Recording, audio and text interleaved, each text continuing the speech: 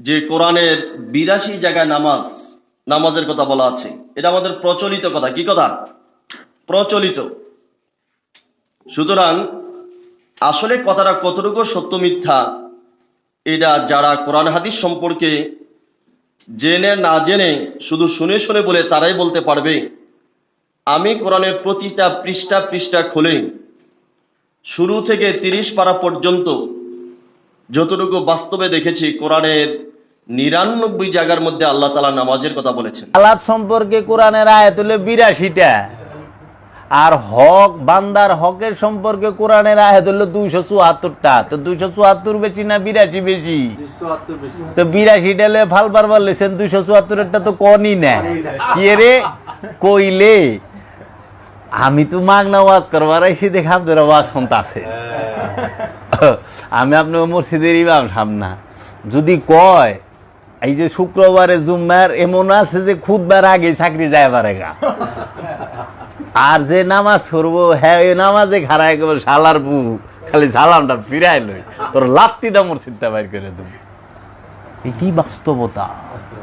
এখন আহেন আপনি, আল্লাহ বলছে আল্লাহ রহমানুর রহিম, আল্লাহ রহমান পরম দয়ালু, আল্লাহ রহিম তিনি দাতা এবং দয়ালু, আল্লাহ গফুর ক্ষমাকারী, গফুরুর রহিম সে ক্ষমার পরে দান করে। এখন বান্দার হক আর আল্লাহর হক, মানে আল্লাহর হক যেটা ৫টা। জীবনে আপনি সালাতই করেন নাই, জীবনে আপনি সালাত কোনোদিন করেন নাই, একদিনও করেন নাই। আপনি কোনোদিন যাকাত দেন নাই, কোনোদিন একটা রোজাও রাখেন নাই, হজও করেন নাই, কুরবানিও করেন নাই, কিন্তু রব্বুল আলামিনের সামনে দাঁড়ায়া চোখের পানি ছাইড়া দিয়া বলছেন, আল্লাহ আমি জীবনেই করি নাই, আমি ভুল করছি, আমি মাপ চাই, তুমি আমার মাফ করে দাও। আপনি জানেন ওই যে হাত তুইলে আপনার হৃদয়ের খবরটা তো সে জানে। আল্লাহু সামিউম বাসীর, আল্লাহ সব দেখে, আল্লাহ সব শুনে, আল্লাহ আপনার মাকামে সুদূরের খবর জানে। সে ওই যে আপনি হাত তুলছেন চোখের পানি ছেড়ে সাথে সাথে মাফ করে দিব। আল্লাহ বলছে তুই কত গুনাহ করবি, তুই কত গুনাহ করবি, আমি তার থেকে মাফ করতে পারি। সেটা হলো বা আল্লাহর হকের বেলায়। সালাত না পড়লে কেউ কাফের হয় না, গুনাহগার হয়, কারণ সালাত ফরজ। এটা যদি কেউ না করে, সালাত না করে, সে গুনাহগার হয়, কাফের হয় না। যে যাকাত না দেয় সে গুনাহগার হয়, কাফের হয় না। যে হজ না করে, জীবনও করে নাই, সে কাফের হয় না, গুনাহগার হয়। তাহলে কাফের হয় কি করলে আর গুনাহগার হয় কি করলে, এইটি সে নাগে জানবেন। অনেক মোল্লা ঠেলা মাইরে কয় এত নম্বর মৌলবী শরীফের মধ্যে আছে, মৌলবী শরীফের মধ্যে লেখছে যে দেখেন নামাজ না পড়লে কাফের হইয়া যাইবেন। আশ্চর্যের বিষয়, সালাত হচ্ছে ইবাদত, আকীদা না। দাসত্বর আকীদা, আকীদার পরে আসে ইবাদত। যার আকীদা খারাপ সে হয় কাফের। আল্লাহ এবং আল্লাহর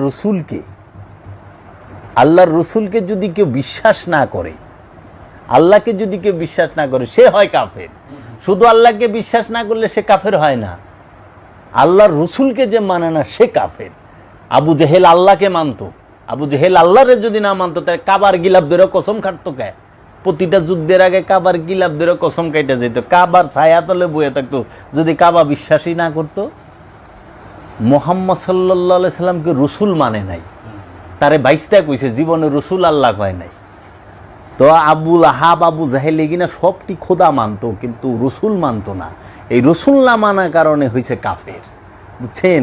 এখন আপনি রবের ইবাদত একটাও করেন নাই, রব আপনারে ক্ষমা করবে, কিন্তু আপনি তো রহিম মিয়ার টাকা মাইরা দিছেন। রহিম মিয়া তার আল্লাহ না, বান্দা, বড় কাইস্টা লোক, শেষরা লোক। রহিম সাহেব মাফ করে দেন। জাগা কি আল্লাহর মারছেন?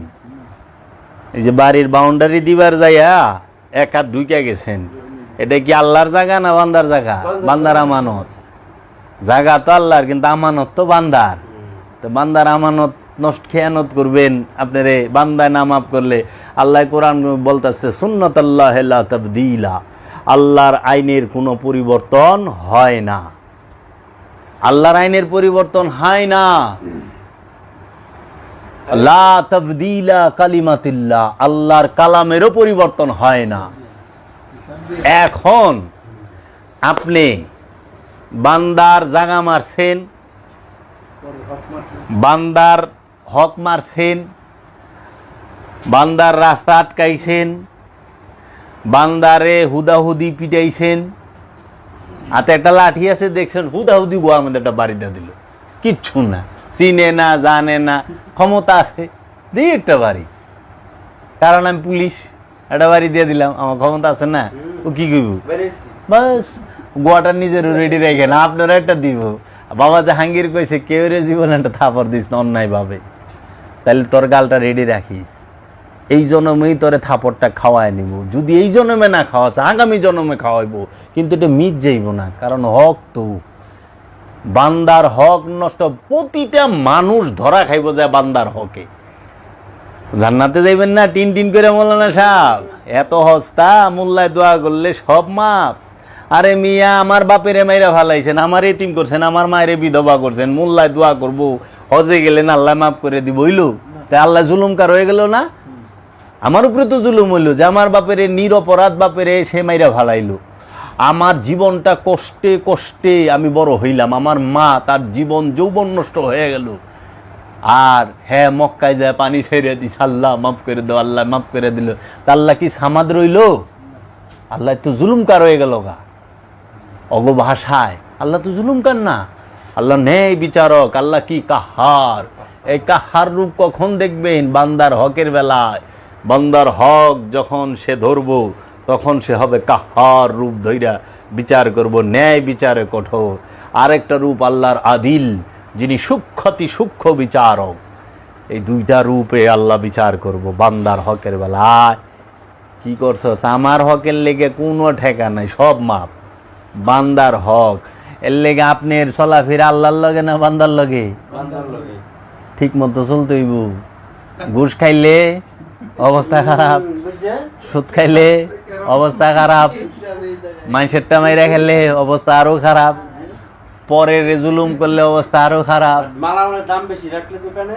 ওজনে কম দিলেন, বেজাইলা মাল বেচলেন, সব বান্দার হক। কোরআনে 274 বার আপনারা দোয়া করেন, আমি এটা বাইর করতেছি, হয়ে আইসা আমার অনেকটা, আমি এইটা একটা কিতাব বাইর করুন, খালি কোরআনের আয়াতগুলা থাকবো যে মানুষ তোমরা দেহ, এটি কয় না কে রে, হেও বান্দার হকে আটকে রইছে। আল্লাহ কইছে লা তাকরাবুস সালাহ ওয়া আনতুম সুকারা, লা না না তাকরাবুস সালাত, নামাজে সালাতের দ্বারের কাছে যায় না, ওয়া এবং আনতুম সুকারা, মোহগ্রস্ত অবস্থায়। সুকারা শব্দের অর্থ হলো মোহ। আরো যদি ভাঙেন, শাক্কার আরবিতে বলা হয় শাক্কার, শাক্কার মানে চিনি, আর সুকারা মানে মধু।